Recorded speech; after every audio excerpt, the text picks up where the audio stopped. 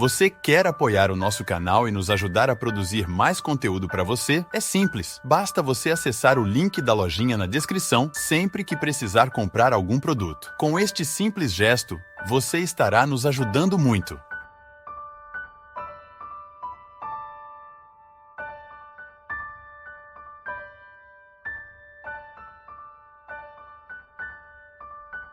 Se enxerga, mulher. Se enxerga, rapaz. A gente escutou isso a vida inteira como negativo, né? A partir de hoje, não. Quando alguém fala assim, enxerga para você, mesmo que ela não tenha boas intenções, ela tá me dando um conselho bom, vou me enxergar, vou olhar para mim, vou saber quem eu sou, vou saber que Deus mora em mim e que não abre mão de mim e que vai estar comigo até o fim. Faz um milagre em... Acordando o poder de Deus em mim, acordando o poder de Deus em você. Você tudo pode naquele que te fortalece. Chega de ficar temendo aquilo que você pode enfrentar. Chega de ficar temendo aquilo que é seu. Está aí, é para viver, é para resolver, é para viver um embate. Deus nos põe em pé. Você está fortalecida com o poder de Deus. Nenhum mal pode fazer absolutamente nada em você se você não abrir brechas. Como a gente dizia, quando é que o diabo começa a ter acesso em nós? Quando a gente deixa de se respeitar, quando a gente deixa de se amar. A blindagem que Deus faz em nós é a fé, é a consciência que você tem. O diabo, como dizia Santo Agostinho, é um cão bravo, que late dia e noite, mas está amarrado. O que você precisa fazer é só não se aproximar dele. Há um mínimo sinal de que algo pode ser maléfico em sua vida, pode drenar a sua energia, pode drenar a sua força. Recorde-se da força do Espírito em você. O Espírito está guerreando por você. Ele está batalhando por você e lhe tornando cada vez mais apta e apto às suas batalhas.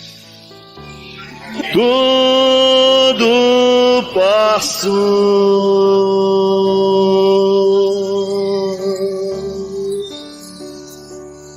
em o nome sobre todo nome, Jesus.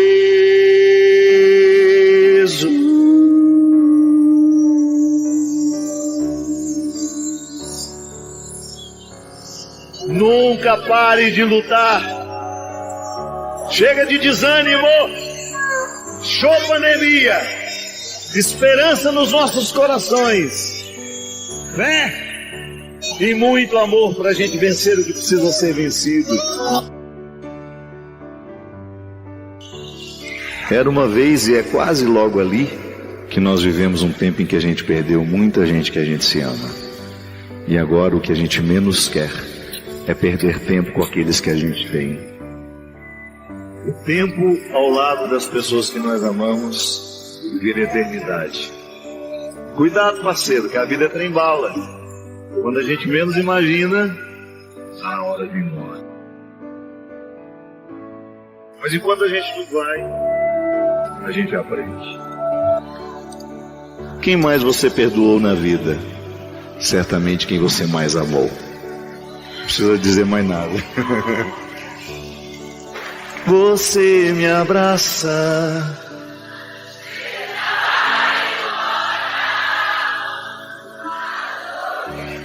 Fica da porta para fora.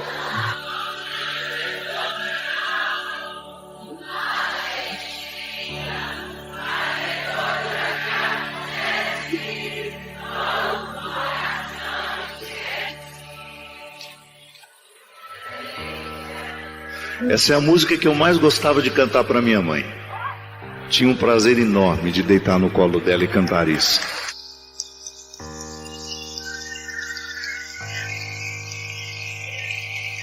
A pandemia levou tanta gente que nós amávamos. E a única forma de fazer justiça a esse desaforo, que é perder quem a gente ama, é a gente amando ainda mais aqueles que a gente ainda tem. Porque a ressurreição é isso. É a gente transformar a saudade numa capacidade de amar que a gente nunca termina. Mas é coisa que acontece, logo o coração esquece. Porque a gente... E é assim mesmo, né? A gente fala, o que a gente brigou mesmo naquela vez? Ah, não lembro mais não. Aí o rancorosinho que está do lado, eu lembro. Não, queremos esquecer. Porque a gente se ama.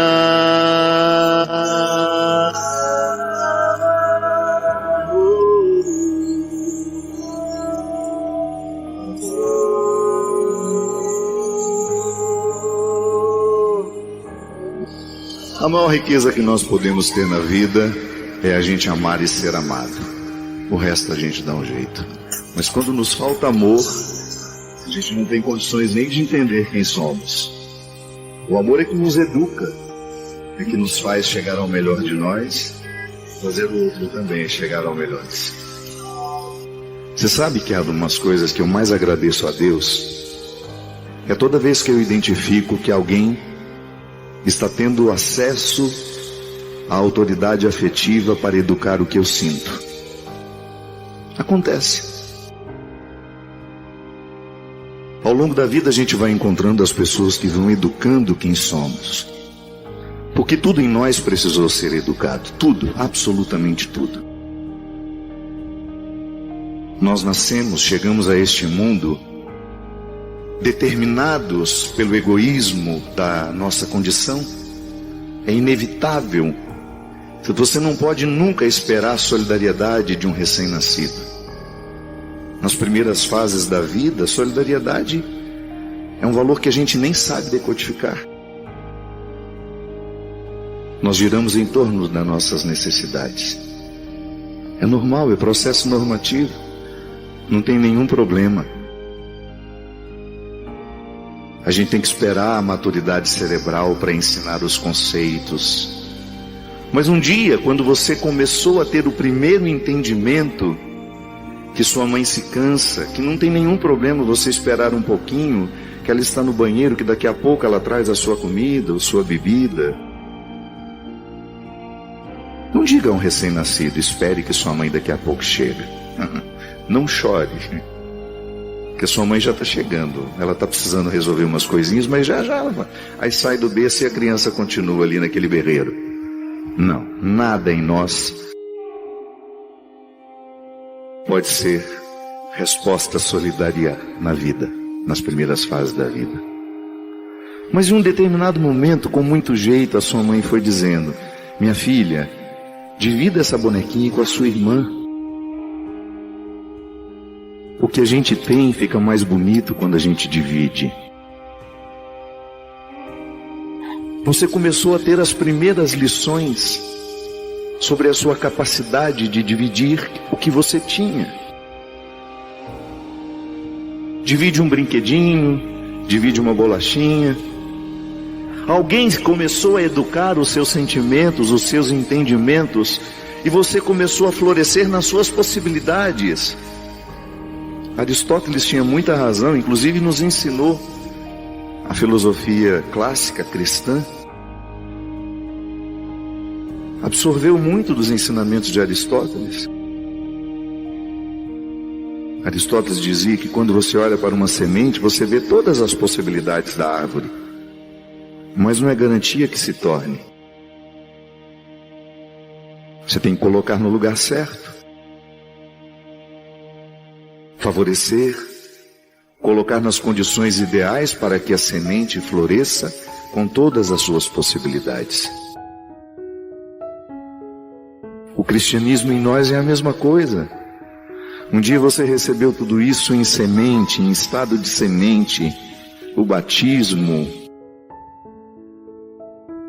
as primeiras falas que você foi sendo capaz de entender sobre o que significa ser cristão.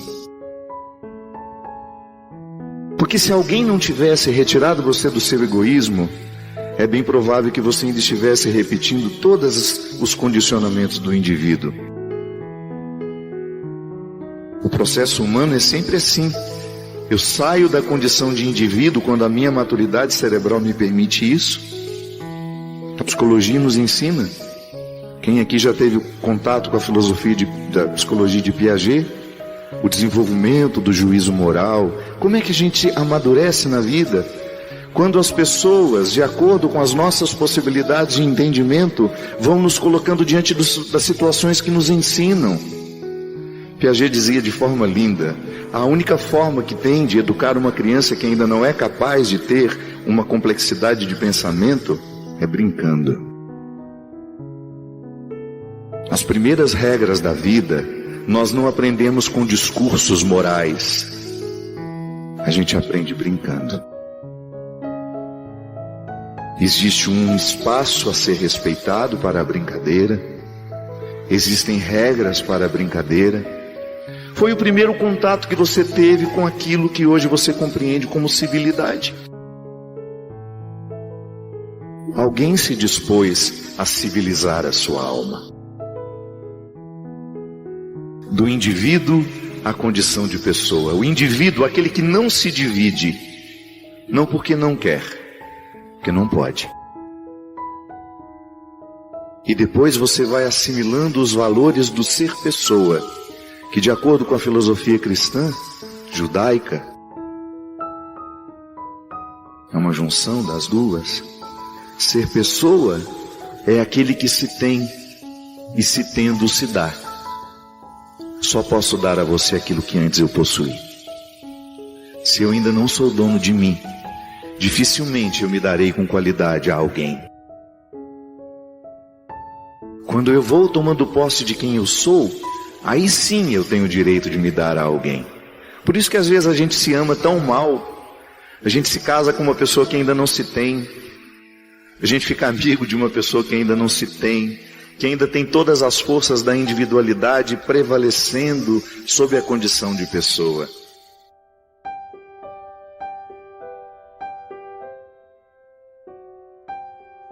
Deixa eu fazer uma perguntinha. O que você faz quando a vida fica muito difícil pro seu lado? Reza? Reza. Mas tem um outro verbo que nos ajuda toda vez que a vida fica difícil. Vivendo. Tem outro jeito? A vida pede para parar. Você tem como parar a vida? Só dá um tempinho que agora eu vou sofrer um pouco? Não. Quem nos fortalece, quem nos torna maiores é a vida, quando a gente vive, e vive essencialmente. Se é para chorar, vivo chorando e choro e vivo.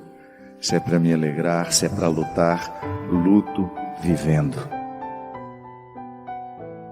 Fique muito atento ao momento presente, que é a única coisa que você tem. E toda vez que a vida te fizer um desafio, responda para ela, vivendo. Aí eu te pergunto, como é que você vai enfrentar os seus problemas a partir de hoje? Vivendo. Como é que você vai suportar o abandono do outro? Vivendo. Como é que você vai curar a dor de perder alguém que você ama? Vivendo. Como é que você vai chegar a ser o cristão que você quer ser? Vivendo. Esse é o verbo, minha gente. É o que Deus está pedindo para você diante do seu mar vermelho. Eu não sei qual é ele. Eu não sei qual é a dificuldade que você precisa vencer, a luta que você precisa travar. Mas eu não tenho dúvida de que a única forma que você tem de vencer tudo isso é vivendo. E por mais profundo que seja esse mar, você acredite que quando você colocar os pés nas águas, Ele vai se abrir para você passar. Porque Deus não abandona o que luta.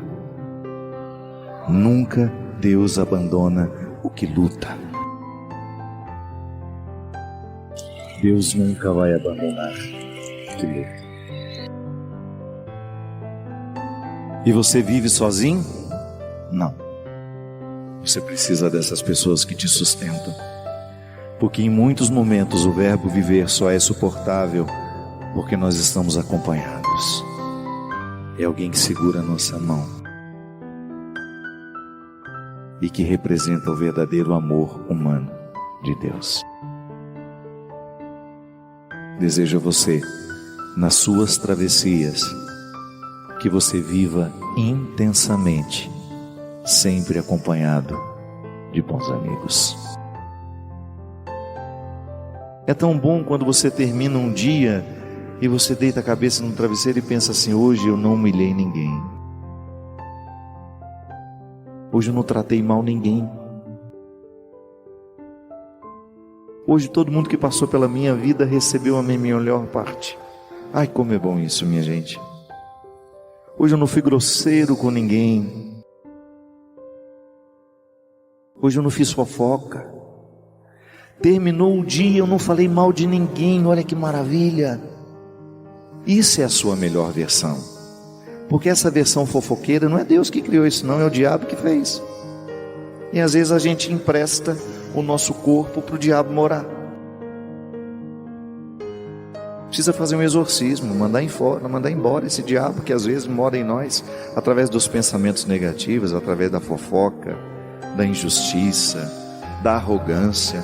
Quando a gente se sente melhor que os outros, é o diabo que está morando na gente, não é Deus não.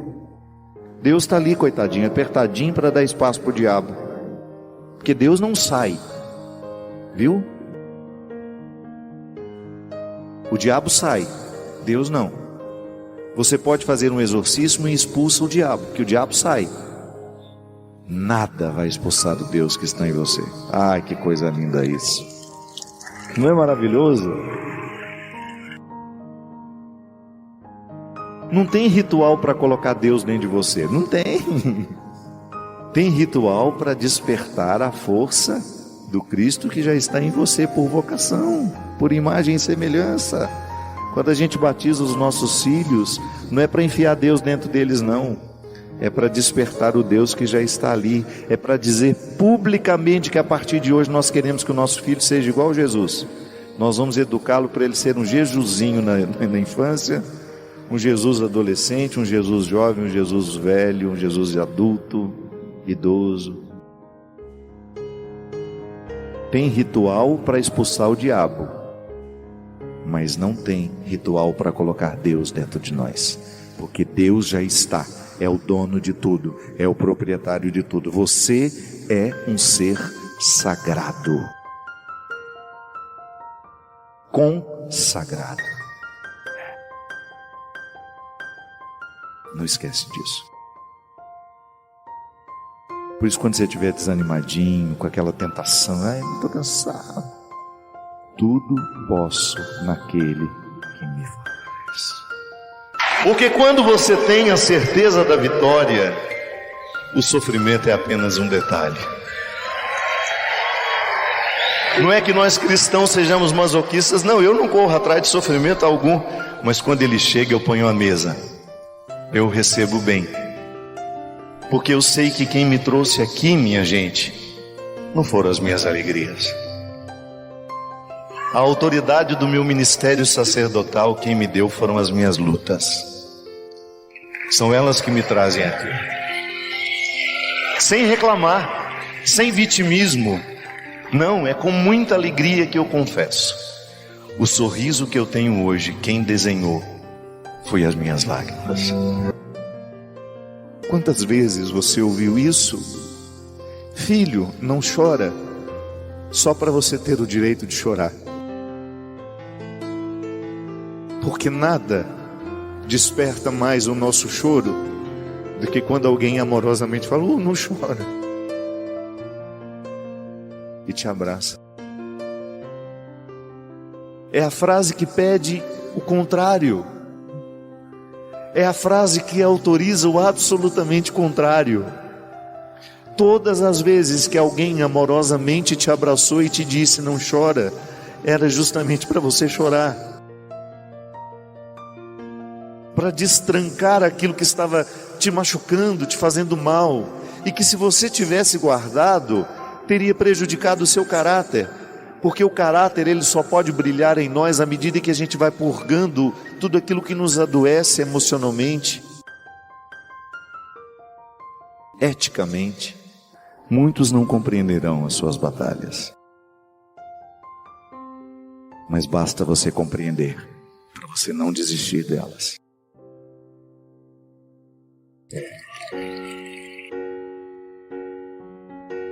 Quando os outros não compreendem as nossas batalhas, a gente só desiste se a gente não tiver compreendido também. Quando a gente compreende, a gente não depende da compreensão do outro. Guarda isso para você. Quando você compreender as suas batalhas, não vai importar se os outros não compreenderão. Você não vai desistir, porque você compreendeu e você sabe o que você deve buscar. E sabe o que você deve buscar? A mulher corajosa que Deus fez, o homem corajoso que Deus fez, e que às vezes a vida não estimula. Nem sempre nós somos estimulados a chegar ao melhor de nós. Às vezes nós somos estimulados a alcançar um pouquinho só e a gente fica com aquilo, e a gente se adapta àquele pouquinho. Ah, se você soubesse quantas grandezas Deus deixou guardadas dentro de você. Se você soubesse quantos dons estão aí adormecidos só porque você ainda não acordou, que você ainda não despertou para a vida no Espírito, que é a manifestação diária de dons. Viva no Espírito Santo, e ninguém mais vai conseguir te enganar, porque a sua intuição vai ficar aqui, ó. E você vai saber exatamente distinguir quem é bom, quem não está sendo, o que vale a pena, o que não vale. E você vai parar com essa necessidade de pedir conselho demais aos outros. Não pode. Eu sei que às vezes nós somos educados para ficar dependente dos outros. Eu sei que muitas pessoas me procuram porque acham que eu tenho resposta mágica para a vida dos outros. Não tenho. Eu não tenho nem para as minhas. A única coisa que eu faço diariamente é me exercitar para prestar atenção em mim, para eu ser o melhor homem que eu puder ser, todos os dias. Costuma dar certo. Tem alguém que você ama aí? Tem alguém que está do outro lado do telefone? Tem. Manda uma mensagenzinha para ela. Manda agora. Mãe, eu te amo. Pai, eu te amo, vó. Manifeste o amor. Não espere terminar a história para saber o valor que tem. É a expressão de mais bonita que nós podemos ter na vida. É um celular tocando, escrito mãe, querendo saber onde você está. Eu sei que durante um tempo da nossa vida a gente fica rebelde, a gente interpreta isso como controle. Minha mãe está querendo me controlar. Não.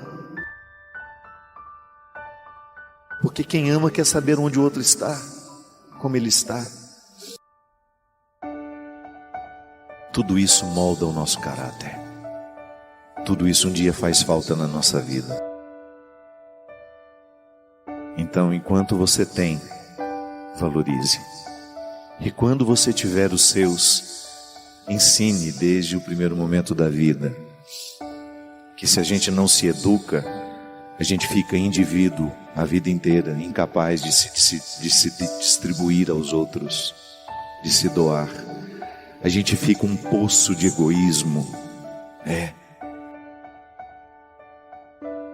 Já cansamos de dizer isso aqui, faz parte da nossa reflexão diária, que o sofrimento é inevitável na nossa vida. Porque somos criaturas, porque somos falíveis, porque somos precários. E não é nenhum problema a gente reconhecer isso. Às vezes a gente interpreta de maneira muito equivocada o sofrimento como uma consequência do pecado. Eu gosto de ver além. O sofrimento, ele é natural em todo aquele que é criatura, porque nós sofremos de limites, nós não somos perfeitos. Mas ao mesmo tempo, o sofrimento pode ajudar essa imperfeição a ter sentido. Quando nós descobrimos naquilo que nos machuca, de maneira sábia, como diz a música, as pedras que podem ser lapidadas. O ser humano, minha gente, ele tem uma capacidade de superação impressionante. Chamam isso de resiliência, né? Eu já expliquei isso aqui. É igual o inverno. Nós estamos numa época muito bonita. Se você sobe a Campos do Jordão, você vai ver que as árvores estão todas nuas. Caíram as folhas, porque não é tempo de vaidade. Se aquela árvore quiser sobreviver, ela não pode insistir em manter as folhas verdinhas. Você olha para aquela árvore e você até tem a tentação de pensar, morreu, acabou, pode descer o machado nela aí que não serve para nada, vamos fazer lenha. Mentira. Aí quando você chega final de agosto, início de setembro, aquelas árvores já estão todas renovadas. Aquilo que parecia morto está cheio de vida agora. Minha gente, nós precisamos fazer a mesma coisa toda vez que nós somos visitados pelos invernos da vida. A gente precisa se concentrar no essencial. O que nos mantém de pé? Aí você começa a elencar, você vai riscando as bobagens que nós vamos assumindo ao longo das nossas vidas. O que nos mantém de pé? São os compromissos sociais? O que nos mantém vivos? São as festas que a gente participa? Tudo isso é importante quando nós temos condições. Se você passa por uma dificuldade financeira, por exemplo, você tem que cortar custos. Não é assim que funciona? Porque se você não corta custos, você vai à falência. Ah, tudo bem, eu tinha condições de ter um jardineiro, eu tinha condições de ter uma pessoa que me ajudava na cozinha e eu tinha uma arrumadeira. Aí de repente seu marido perde o emprego ou reduz o salário dele, você vai ter que fazer uma redução. É a resiliência dentro do contexto familiar, é a gente ser capaz de se adaptar às novas condições financeiras. Da mesma maneira como um diamante em estado bruto, a gente pode nem reconhecê-lo, porque ele não parece ser diamante, porque ele ainda não passou pela lapidação. O diamante em estado bruto é uma pedra igual às outras. Só o olho clínico, o olho técnico identifica que ali dentro tem brilho. E por isso, o golpe duro para poder retirar os excessos. A gente é a mesma coisa. Diamantes em estados brutos que precisam ser lapidados. Diamantes que necessitam o duro golpe da lapidação, para que a gente possa fazer brilhar o que existe por dentro. Muitas situações não vão nos chegar no momento em que nós queremos. O tempo tem o seu ritmo. E aqui entra aquela questão inicial. A dimensão profética do meu batismo me denuncia. Então eu diariamente me denuncio. E isso também é profecia. Você se perguntar, você ser capaz de olhar para você? Você ser capaz de olhar para o que você está vivendo e se perguntar, o que eu preciso fazer para me adaptar a isso? Para eu não sofrer além da conta, para eu ser capaz de administrar esse momento difícil com sabedoria, com dignidade. E aí, ainda que você não tenha a resposta clara diante dos seus olhos, você está com condições de prosseguir. Nem sempre a gente consegue. Encontramos todo dia pessoas que fracassam nos seus sofrimentos. Pessoas que não sabem viver a contradição da dor. Porque a dor é um território contraditório.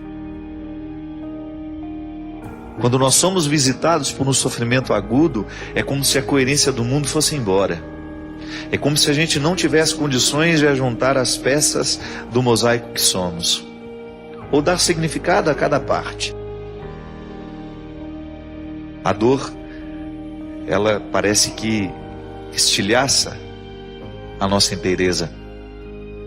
Porque às vezes a gente, por causa da dor que sente, a gente toma decisões precipitadas. Eu mesmo acompanhei um caso de uma senhora que perdeu o marido e o filho num acidente, e ela já aos 50 e poucos anos, queria de toda maneira adotar uma criança imediatamente à morte, à perda daqueles entes queridos. É claro que não é sábio fazer um negócio desse. A opção por adotar uma criança não pode ser uma maneira de fugir da minha dor. Porque quando uma pessoa que nós amamos é retirada do nosso meio, o nosso mundo perde a coerência. Mas essa perda pode ser temporária. Quando pela força da ressurreição nós começamos a resgatar a memória daquele que nós amamos e que nos deixou, e trazemos essa pessoa para o nosso dia a dia de outra forma, que não é mais física, não é mais material. É impressionante, minha gente, como é dom de Deus em nós a resiliência. A vida é assim mesmo, nós somos criaturas, nós adoecemos, nós morremos, e é claro que esse é um alento, eu sei que é um conforto para o coração da gente pensar, Deus me tirou. O que Ele dá, tudo que nasce um dia morre. É claro que a gente não gostaria que morresse tão cedo, a gente gostaria que todo mundo morresse velhinho, doente na cama em casa, né? Sem aquelas aparelhagens de UTI horrorosas, estendendo uma vida que nem é vida mais. A gente gostaria que todo mundo que a gente ama morresse lá com 100 e poucos anos e apagasse como se apaga uma vela, sem sofrimento, mas não é assim. É natural que no momento em que você perde o seu filho, você sinta que Deus lhe causou um prejuízo. É uma visão ingênua, mas acontece. Depois a própria vida nos amadurece para pensar que aquilo não foi Deus. É o acontecimento natural da vida. A vida está entregue à liberdade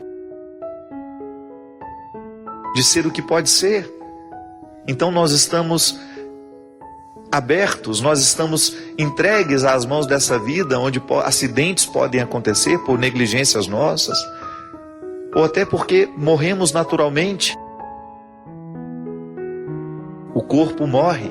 A cada dia nós vamos perdendo a vitalidade, e por isso a experiência do cuidado é tão importante para que essa saúde seja mantida. Por isso os exames periódicos, a gente vai ao médico, procura para descobrir a tempo as doenças que, se não descobertas a tempo, podem nos matar sim.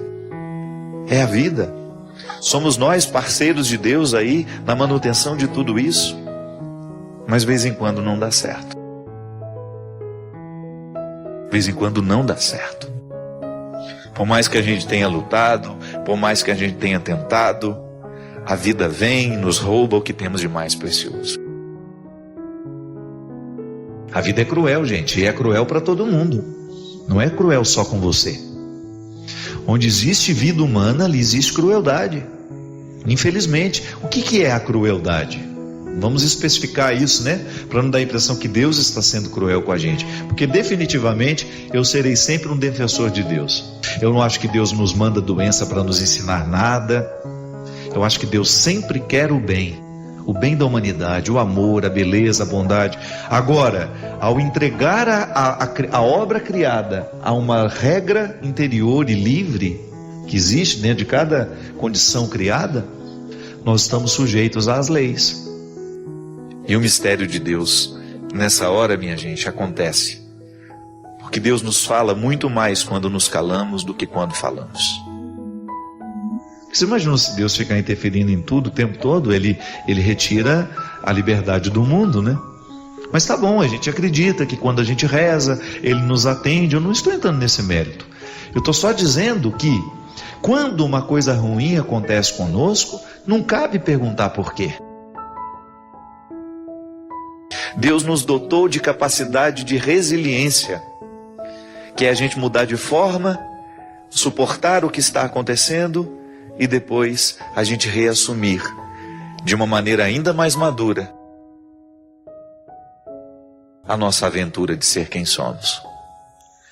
A vida, quando ela é cruel com a gente, porque ela tem uma dimensão cruel, sim, eu preciso ser capaz de assumir aquela minha dor, olhar para ela com muita maturidade, esperar o tempo para que isso fique harmonizado dentro de mim e depois decidir. Não é sábio, depois de perder o marido e o filho num acidente, que eu saia correndo para adotar uma criança como se eu pudesse substituir a dor sentida por uma criança. É possível que eu jogue sobre esta criança um fardo tão terrível de ser levado, que eu vou ser cruel com ela também. É que nós temos medo. Nós temos medo da solidão. Nós temos medo do impacto que os acontecimentos ruins causam na nossa alma. Mas não há outra maneira de superá-los senão enfrentando-os. A morte faz isso. A morte retira de nós a coerência, e durante aquele período de luto nós somos jogados a um contexto onde nós assumimos um novo jeito de ser. E aqui está a sabedoria. Quando Deus participa do nosso processo, quando o coração tem fé, quando a fé faz parte do processo daquela pessoa, essa resiliência se torna um processo natural. E ainda que a gente fique revoltado, que a gente fique chateado, e é natural que seja assim, porque nós somos precários, é natural que sentimentos mesquinhos também aconteçam no coração de pessoas boas. Só não é natural que ele prevaleça. E tudo que nos é dado, um dia também nos é tirado pelo próprio movimento da vida. Não é porque Deus é cruel. Não, é porque é um movimento natural da vida. Porque as pessoas vão embora não é só quando morrem. Tem mãe que tem uma dificuldade muito grande quando o filho vai se casar, por exemplo. Quando um filho resolveu montar o próprio apartamento, ela cai de cama, deprimida, toma 3, 4 antidepressivos, só porque o menino foi embora. Não é assim? Você conhece gente assim? Eu conheço assim um monte. Por quê?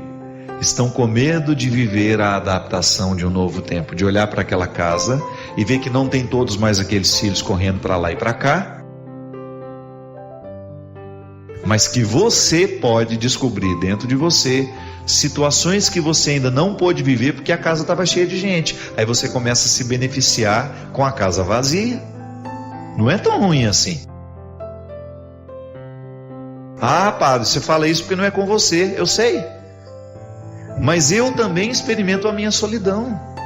Eu sei como é positiva essa solidão quando bem administrada. Às vezes a nossa visão prática é a maneira que nós temos de ser cruéis e justificados pelo bom senso. Não é assim? Não é assim que muitas vezes nós somos cruéis com o outro? Quando amparados no nosso bom senso, nós nos sentimos de ter o direito de ter uma visão prática. Pode observar na sua vida. Você pode até estar muito satisfeito com tudo que você alcançou, mas isso não é o suficiente para lhe manter em pé. sua alma carece de mais conquistas. E não importa que você esteja com 80 anos, a gente nunca deixa de conquistar. Há sempre alguma coisa que mereça o nosso empenho. Ainda que possa parecer pequeno, é empenho. Vale a pena ir buscar. Ainda que eu já esteja no fim da minha vida, eu nunca quero deixar de buscar. Porque é essa busca que nos mantém vivos. Recruta dentro do seu coração a resposta que não nos vem facilmente. É a resposta que a própria vida vai nos dando. A gente não pode se iludir. Muitas perguntas que a gente faz ao outro, não é o outro que vai nos responder. É o próprio movimento da vida, minha gente. É a vida que nos responde. Quantas coisas eu quis que os outros me dissessem e os outros não eram capazes de me responder naquele momento, e eu fui me adaptando a não ter respostas e fui convivendo com a minha não resposta, e de repente tudo estava respondido dentro de mim sem que alguém abrisse a boca. Por quê? A minha resiliência, a minha capacidade de me adaptar àquela situação foi o instrumental, foi o trem por onde me chegou a resposta. A resposta viaja para chegar até nós. Qual é o trem, qual é o veículo por onde a resposta viaja? O próprio tempo. Espere o tempo de Deus para você, sabe? Espere essa dor se acomodar dentro do seu coração. Nós passamos tanto tempo rezando, às vezes nós passamos tanto tempo fazendo sacrifícios, jejuando, fazendo isso e aquilo, gestos religiosos, vamos à missa, vamos ao culto. Toda essa luta nossa religiosa para poder um dia ter o direito de dizer que nós já temos um coração que sente pelo menos alguma coisa do que Jesus sentiu. Todo o empenho da religião, do processo religioso em nós, é para nos dar condições de dizer isso. Hoje eu consigo sentir, ainda que seja só 10% do que Jesus foi capaz de sentir. Que era justamente a capacidade que ele tinha de se identificar com os imperfeitos, de amá-los, de não rejeitá-los, de querê-los por perto, de curá-los, de fazê-los amigos. Porque isso é que conta, minha gente. Não é o tanto de resposta que nós achamos, mas é a condição que a gente tem para prosseguir. A vida é assim. Não é fácil para você, não é fácil para mim, mas nós queremos prosseguir. Eu não quero ficar parado. Eu não quero ficar estacionado no meu processo humano. Eu quero ter condições de dar passos diariamente na direção desse futuro que me espera. Eu quero prosseguir. Eu quero avançar. Eu quero me superar diariamente. Eu quero saber um pouco mais do que já sei. Para isso eu leio, para isso eu estudo, para isso eu não me contento com o último livro lido, eu quero outro. O que nos move é a gana. Bem administrada, é claro, né? Porque senão vira ganância. A gana, o desejo, a vontade de ir além. E o que é o desejo? É a satisfação? Não é não. O desejo não é a satisfação, o desejo é a ausência. O que me move não é o que eu tenho, o que me move é o que eu não tenho. E isso é fantástico. O que nos move como pessoas não é o que nós já alcançamos, é o que ainda não temos que nos move. Não é assim? Na nossa vida espiritual afetiva é a mesma coisa. De vez em quando nós somos abatidos pelas dificuldades e nós precisamos viver a resiliência. Às vezes as pedras que chegam no nosso coração são tão pequenas e nós a enxergamos tão grandes. Minha gente, tanta situação neste mundo precisa de pessoas. E aí a gente fica dentro de casa chorando porque a gente está sozinha, porque o filho está namorando e não dá mais atenção para a gente. Para com isso. Tem tanta coisa preciosa que pode ser vivida e experimentada quando você está vivendo essa libertação. Desça sobre mim, sobre você, sobre todos nós, a bênção e a proteção do céu, no Deus Todo-Poderoso, Pai, Filho e Espírito Santo. Você que já passou pela vida, que já viu muito mais do que eu, o que eu posso fazer para ser feliz? Uma pergunta muito sincera. Talvez as crianças nos façam de outro modo. Talvez elas ainda não saibam formular assim. Mãe, pai, o que eu preciso para ser feliz? Talvez ainda hoje, depois de crescidos, nós ainda não tenhamos coragem de perguntar com essa clareza toda. Perguntamos de outros modos, né? Às vezes perguntamos errando. Às vezes nós perguntamos como é que nós fazemos para ser felizes através dos nossos erros. É interessante a gente identificar que em muitas quedas, que em muitos vacilos humanos, ali está uma tentativa de ser feliz. Não é verdade? Você já experimentou isso? Você sabe muito bem do que estou falando. Já vivenciou a dor de não ter sido feliz naquele momento que você procurava ser. É assim mesmo. A vida é feita de fragilidades, nós somos feitos de fragilidades. Nem sempre nós escolhemos o jeito certo. O importante é a gente fazer a pergunta da criança continuar viva dentro de nós. Aliás, eu acho que é um grande desafio a gente manter viva a criança que pergunta dentro de nós. É interessante que quando uma criança está vivendo o processo de descoberta do mundo, ela experimenta a dimensão filosófica da vida, né? Você já viu que crianças gostam de perguntar, né? A fase dos porquês, né? Por que isso? Por que aquilo? E feliz da criança que convive com pessoas dispostas a responder essas perguntas. Às vezes a gente vai, cala a boca, menino, dá sossego. É a fase filosófica que nós podemos matar numa criança quando nós não estamos dispostos a acolher os seus questionamentos. Ainda hoje, conversando com um casal de amigos, eles falavam da diferença da filha mais velha para a filha mais nova. Dizem que no aniversário de 2 aninhos, a menina não quis vestir o vestido que a mãe havia preparado, porque ela sempre teve uma vontade muito forte. Ela desde menininha, petitinha, ela já demonstrava que ela manifestava o que ela queria. Eu não gosto desse vestido, pronto, e acabou.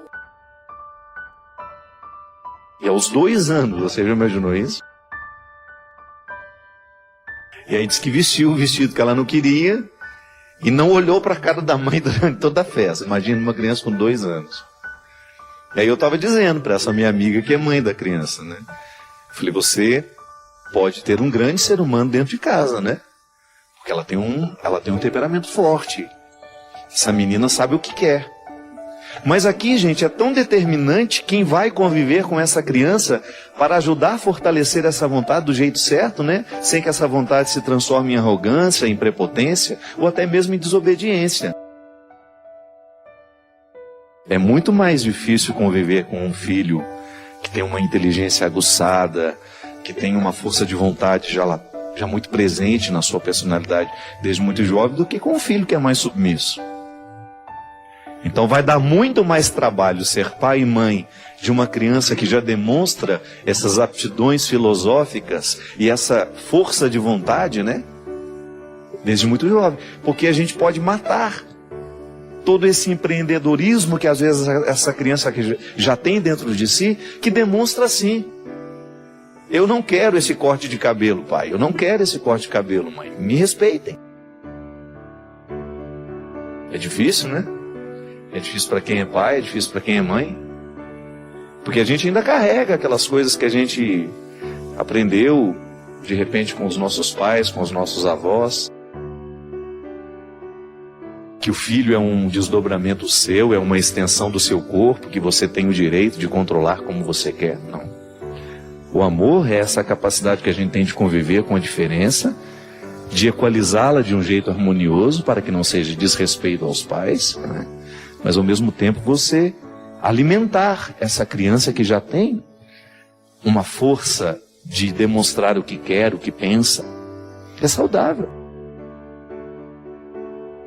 Por isso que nós precisamos manter viva dentro de nós essa criança filosófica que questiona, que passa no pente fino do seu crivo tudo aquilo que vê, tudo aquilo que examina. Por que eu estou dizendo isso, minha gente? Porque nós estamos vivendo uma semana no Brasil atípica. Nós estamos vendo,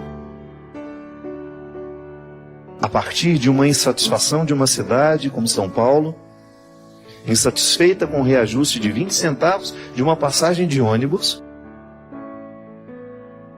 isso ganhar as proporções que está ganhando. Um movimento sério, claro, sempre tem o joio no meio do trigo, né? Aqueles vândalos que querem destruir, mas nós não podemos jogar um movimento no lixo. Nós precisamos identificar que ali o que prevalece é o desejo de manifestar que a criança está viva dentro de nós, que nós queremos questionar, que nós estamos cansados de viver dentro de um país onde a corrupção prevalece, onde nós somos sobrecarregados diariamente com taxas de impostos que nunca nos retornam. Porque não seria nenhum problema nós pagarmos os impostos que nós pagamos no Brasil, desde que nós tivéssemos o retorno deste imposto. Não. Pagamos, e o que recebemos daquilo que pagamos? Não temos estradas. Se queremos estradas boas, temos que pagar o pedágio. Se queremos saúde, temos que pagar um bom plano. Se queremos boa educação, temos que pagar uma faculdade para os nossos filhos, ou então, na faculdade que é pública, os nossos filhos não conseguem entrar, porque não tivemos dinheiro para pagar o ensino fundamental e médio particular que pudesse qualificá-los melhor. É esse país. Este país que faz lavagem de dinheiro diante dos nossos olhos o tempo todo, é este país do mensalão, onde as pessoas ficam impunes, onde os crimes prescrevem. É contra tudo isso. Os 20 centavos foram apenas uma ponta que nos demonstrou que nós estávamos incomodados com as decisões que são tomadas sem a nossa participação. E que bonito ver a criança filosófica que questiona, que quer um país melhor, que quer ser feliz, ganhando corpo, num país que tantas vezes fica adormecido e entretido com seus carnavais, com seus jogos de futebol, com suas culturas de massa, e muitas vezes sem gerar uma consciência política responsável que nos faça querer essa felicidade, não só nossa como do outro, porque isso foi bonito. Boa parte daqueles manifestantes estão falando em nome daqueles que andam de ônibus, nem tomam ônibus. Boa parte daqueles manifestantes está assumindo solidariamente o sofrimento daqueles que estão sofrendo com o aumento da passagem. Não ando de ônibus, mas vou lá manifestar o meu apoio àqueles que estão sendo mais uma vez sobrecarregados com aumentos. A criança filosófica que nos faz pensar e querer desejar um país cada vez melhor. É a nossa vez, minha gente, de demonstrar aos governos, e não estamos falando de uma dimensão partidária, não. A mim não importa se o governo hoje é o PT, se é o PSDB, se é o PSB, se é o PMDB. O que nós queremos é um governo que cuide do povo. O que nós queremos é que o nosso dinheiro seja retornado em benefício do próprio povo. O que nós queremos é um país mais justo. E ali, naquele momento em que nós permitimos que a criança filosófica ganhe as ruas porque resolveu questionar, a gente possa descobrir uma pátria que saiba acolher a nossa manifestação. Porque nós queremos um mundo melhor. E isso é evangélico. A proposta de Jesus é um caminho natural para a felicidade. Não é autoajuda não, viu? Porque a proposta de Jesus não é mágica. É mudança de mentalidade, como dizia muito bem São Paulo. E Padre Zezinho nessa música, de maneira fantástica, nos coloca na perspectiva do cristianismo como um assumir a postura de Jesus. Pensar como Jesus pensou, amar como Ele amou, viver como Ele viveu, sentir como Ele sentiu. Ter a totalidade do nosso ser perpassada pelos sentimentos, pelos pensamentos, pela postura e pela vida de Jesus. Você já imaginou se todos os nossos governantes fossem verdadeiramente cristãos? Que não usassem a máscara do cristianismo apenas para a sua eleição?